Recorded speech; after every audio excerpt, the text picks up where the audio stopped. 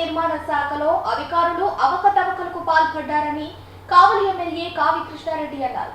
గృహ నిర్మాణాల కోసం గృహాలు మంజూరు చేసి టీడీపీకి చెందిన వారు గృహ నిర్మాణం చేపట్టలేకపోయారని, ఇది కేవలం వైసీపీకి చెందిన వారే గృహాలు నిర్మాణం చేసుకున్నారని, దీనివల్ల ఈసారి గృహం ఇచ్చేందుకు గత జాబితాలో ఉన్న వారి పేర్లను ఆన్లైన్ లో యాక్సెప్ట్ చేయటం లేదని, కొత్త జాబితాలో ఉన్న వారి పేర్లు కూడా ఇన్స్టిట్యూట్ చేసే విధంగా చర్యలు తీసుకోవాలని కావి కృష్ణారెడ్డి అసెంబ్లీలో 0 అవర్లో మాట్లాడారు. ధన్యవాదాలు అధ్యక్ష. ఇది రాష్ట్ర వ్యాప్తంగా ఉన్నటువంటి హౌసింగ్ సమస్య. ప్రతి పేదవాడికి కూడు గూడు గుడ్డ ఉండాలనేది చెప్పినటువంటి మహానుభావుడు నందమూరి తారక రామారావు గారు. ఆ మోటివ్తో ఏర్పడిన పార్టీ మన తెలుగుదేశం పార్టీ.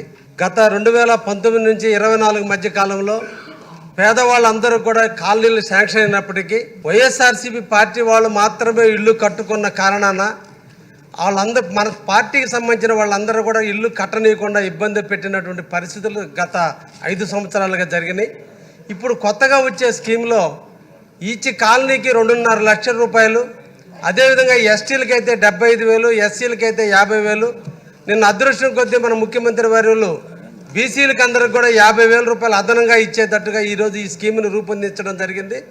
అయితే గతంలో అధికారులు టార్గెట్ కోసం ప్రతి ఒక్కరూ కూడా బీపీఎల్ కింద అంటే బిలో బేస్మెంట్ లెవెల్లో కట్టుకున్నారని అబద్ధపు సర్టిఫికేట్లు ఇచ్చిన కారణాన వాళ్ళందరూ కూడా పాత రికార్డుల్లో పాత కాలనీల కింద మంజూరై ఉన్నాయి. వాటిని కొత్త కాలనీ లిస్టులకి ట్రాన్స్ఫర్ చేయగలిగితే ఈరోజు ప్రతి పేదవాడు ఇల్లు కట్టుకోవడానికి అవకాశం ఉంటుంది. ఇప్పుడు కొత్త రేట్ల ప్రకారం ఇల్లు కట్టుకుంటే ఎస్టీలకైతే 3,20,000 వస్తుంది. అదే పాత స్కీమ్ కింద అలాగా కొనసాగితే 1.5 లక్షల రూపాయలు, ఎన్ఆర్జీఎస్ కింద 30,000 కలిపితే 1,80,000 వస్తుంది. కానీ కట్టుకునేది ఇప్పుడు కాబట్టి ఆ పాత ఉన్నటువంటి అకౌంట్ హోల్డర్స్ అందరినీ కూడా ఈ కొత్త స్కీములకు ట్రాన్స్ఫర్ చేస్తే బాగుంటుంది అనేది ఒక సూచన ప్రజల నుంచి వస్తుంది అధ్యక్ష. ప్రజల్లో ఈరోజు కొత్తగా సచివాలయంలో ఎన్రోల్మెంట్కి పోయినప్పుడు ఆల్రెడీ మీకు కాలనీ శాంక్షన్ అయ్యింది, బీబీఎల్ కింద ఉంది, నాన్ స్టాండర్డ్ కింద కాబట్టి కొత్త కాలనీకి మీరు రిజిస్టర్ చేసుకోవడానికి లేదన్నారు. ఈరోజు కొత్త కాలనీలకి పాత లిస్టుకి మధ్య 1.5 లక్షల రూపాయలు పబ్లిక్ నష్టపోతుంది.